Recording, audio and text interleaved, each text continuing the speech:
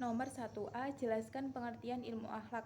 Ilmu akhlak adalah ilmu pengetahuan yang memberikan pengertian tentang baik dan buruk. Ilmu yang mengajarkan pergaulan manusia dan menyatakan tujuan mereka yang terakhir dari seluruh usaha dan pekerjaan mereka. Jelaskan hubungan ilmu akhlak dengan ilmu lainnya. Yang pertama, hubungan ilmu akhlak dengan ilmu tauhid. Ilmu akhlak dengan ilmu tauhid adalah merupakan dua unsur yang saling mendukung dalam mencapai manusia yang berakhlak mulia. Ilmu tauhid tampil dalam memberikan landasan terhadap ilmu akhlak, dan ilmu akhlak tampil memberikan penjabaran dan pengalaman dari ilmu tauhid. Tauhid tanpa akhlak yang mulia tidak akan ada artinya, dan akhlak yang mulia tanpa tauhid tidak akan kokoh. Selain itu, tauhid memberikan arah terhadap akhlak, dan akhlak diisi terhadap arahan tersebut. Disinilah letaknya hubungan yang erat dan dekat antar tauhid dan akhlak. Yang kedua, hubungan antara ilmu akhlak dengan ilmu fikih. Ilmu fikih tidak bisa dipisahkan dari ilmu akhlak. Meskipun keduanya bisa dibedakan, tetapi keduanya saling terkait. Pemisahan ilmu fikih dari ilmu akhlak secara tajam akan mengakibatkan ilmu fikih kehilangan keindahannya. Tanpa ilmu akhlak, ilmu fikih hanya merupakan bangunan yang kosong, sunyi, dan tidak membawa kepada ketentraman dan ketenangan hati. Juga sebaliknya, ilmu akhlak tanpa ilmu fikih dalam artinya yang luas akan menyimpang dari ketentuan-ketentuan syariah. Yang ketiga, hubungan ilmu akhlak dan ilmu filsafat. Di antara objek filsafat yang erat kaitannya dengan ilmu fikih adalah tentang manusia. Filsafat dan ilmu akhlak memang sangat erat hubungannya. Karena filsafat dan ilmu akhlak memang sangat erat hubungannya karena filsafat membahas tentang manusia, dan manusia mempunyai jiwa yang menimbulkan perilaku. Perilaku tersebut disebut akhlak.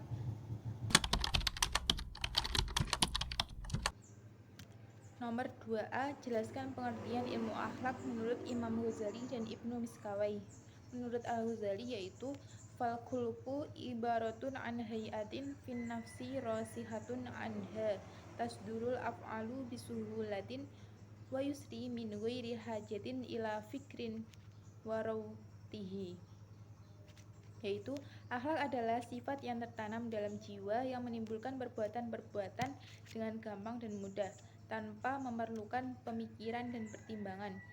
Sedangkan menurut Ibnu Miskawai yaitu al-khulqu halan nafsi da'iyatun laha ila af'aliha min ghairi fikrin wala ruyah, yaitu yang berarti keadaan jiwa yang mengajak atau mendorong seseorang untuk melakukan perbuatan-perbuatan tanpa difikirkan dan diperhitungkan sebelumnya.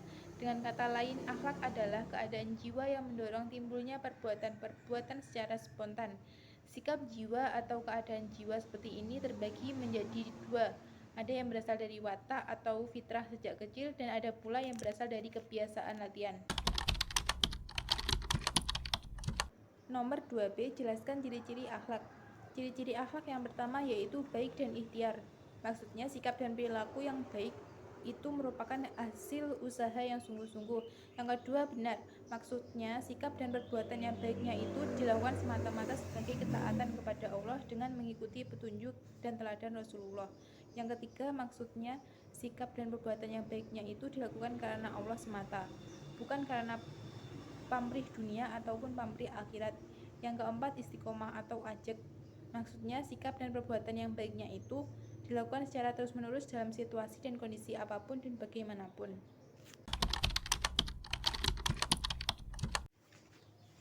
Nomor 3A, etika. Etika adalah ilmu yang menjelaskan arti baik dan buruk, menerangkan apa yang seharusnya dilakukan oleh manusia, menyatakan tujuan yang harus dituju oleh manusia di dalam perbuatan mereka, dan menunjukkan jalan untuk melakukan apa yang seharusnya diperbuat.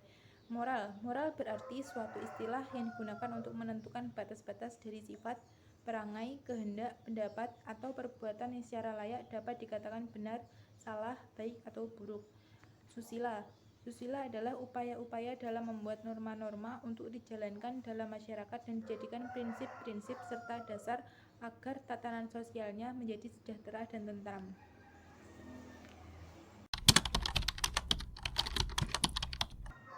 Nomor 3B, hubungan di antara etika, moral, dan akhlak yaitu memiliki fungsi dan peran yang sama, yaitu sebagai penilai dari perbuatan yang dilakukan oleh manusia untuk dihukumi baik atau buruknya. Perbedaan antara etika, moral, dan susila dengan akhlak adalah terletak pada sumber yang dijadikan patokan dalam menentukan baik dan buruk. Jika etika, moral, dan susila menilai perbuatan baik dan buruk dengan bersumber pada akal pikiran manusia dan norma yang berlaku dalam masyarakat, sedangkan akhlak menilai baik dan buruk bersumber pada Al-Quran dan hadis. Artinya bahwa etika, moral, dan susila berasal dari manusia, sedangkan akhlak berasal dari ajaran Allah yang sumbernya dari Al-Quran dan sunnah dari Rasulullah. Nomor 4. Faktor-faktor yang mempengaruhi tentang pembentukan akhlak dan manfaatnya. Yang pertama, faktor insting atau naluri, yaitu pola perilaku yang tidak dipelajari, mekanisme yang dianggap ada sejak lahir dan juga muncul pada setiap makhluk. Insting ini berfungsi sebagai motivator atau penggerak yang mendorong lahirnya tingkah laku. Yang kedua, kehendak. Kehendak adalah faktor yang menggerakkan manusia untuk berbuat dengan sungguh-sungguh. Dalam perilaku manusia, kehendaklah yang mendorong manusia untuk berusaha dan bekerja. Tanpa kehendak, semua ide, keyakinan, kepercayaan, pengetahuan menjadi pasif dan tidak ada arti bagi kehidupannya. Yang ketiga, faktor keturunan. Faktor keturunan secara langsung atau tidak langsung sangat mempengaruhi bentukan sikap dan tindak laku seseorang. Sifat-sifat asasi anak merupakan sifat-sifat asasi orang tuanya. Sifat yang diturunkan oleh orang tua bukanlah sifat yang dimiliki yang tumbuh dengan matang karena pengaruh lingkungan, adat, dan pendidikan, melainkan sifat bawaan sejak lahir. Yang keempat, adat kebiasaan. Adat kebiasaan adalah setiap tindakan dan perbuatan seseorang yang dilakukan secara berulang-ulang dalam bentuk yang sama sehingga menjadi kebiasaan. Perbuatan yang telah menjadi adat kebiasaan tidak cukup hanya diulang-ulang saja, tetapi harus disertai kesukaan dan kecenderungan hati terhadapnya. Yang kelima, faktor lingkungan. Lingkungan pergaulan sangat besar pengaruhnya terhadap pembentukan akhlak seseorang. Manusia selalu berhubungan dengan manusia lainnya. Itulah sebabnya manusia harus bergaul. Oleh karena itu, dalam pergaulan akan saling mempengaruhi seseorang dalam berpikir, bertingkah laku. Yang terakhir, faktor pendidikan. Faktor pendidikan memiliki andil yang besar pengaruhnya dalam pembentukan akhlak manusia. Berbagai ilmu diperkenalkan agar seseorang memahaminya dan dapat melakukan sesuatu perubahan pada dirinya. Nomor 5. Posisi akhlak terhadap problematika masyarakat modern. Akhlak memiliki pengaruh dan peran yang besar dalam menjaga masyarakat agar tidak mengalami kerusakan moral dan kerusakan tatanan sosial. Adapun peran akhlak dalam membina kehidupan masyarakat sekarang ini yaitu akhlak dapat mewujudkan kehidupan yang makmur. Akhlak mencegah terjadinya tindak kejahatan di dalam masyarakat, dan akhlak akan membentuk manusia yang berkarakter mulia dan terhormat, baik di dunia maupun di akhirat. Nas yang berhubungan dengan kajian akhlak.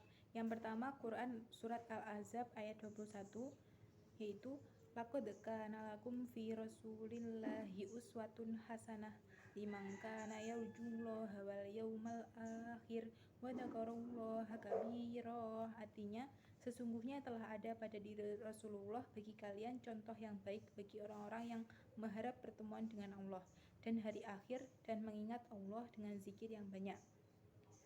Bab ini menjelaskan bahwa akhlak dalam syariat Islam adalah bab yang sangat luas, tidak khusus dalam pergaulan sesama makhluk, akan tetapi akhlak dan adab juga ada pada antara seseorang hamba dan Tuhannya, juga dengan Rasulullah Shallallahu Alaihi Wasallam, dan akhlak juga di antara sesama manusia. Yang kedua, Quran Surat Al-Insan ayat 9, Innama nut'imukum liwajhillahi la nuridu minkum jazaa'an wala syakura. Artinya, sesungguhnya kami memberi makanan kepadamu hanyalah untuk mengharapkan keridhaan Allah. Kami tidak menghendaki balasan dari kamu dan tidak pula mengharapkan ucapan terima kasih. Akhlak yang bermanfaat adalah akhlak yang dilakukan seseorang dengan mengharapkan pahala dari Allah Subhanahu wa taala agar ia mendapatkan surga dan derajat yang tinggi di akhirat nanti, bukan seorang yang berakhlak tapi mengharapkan balasan di dunia.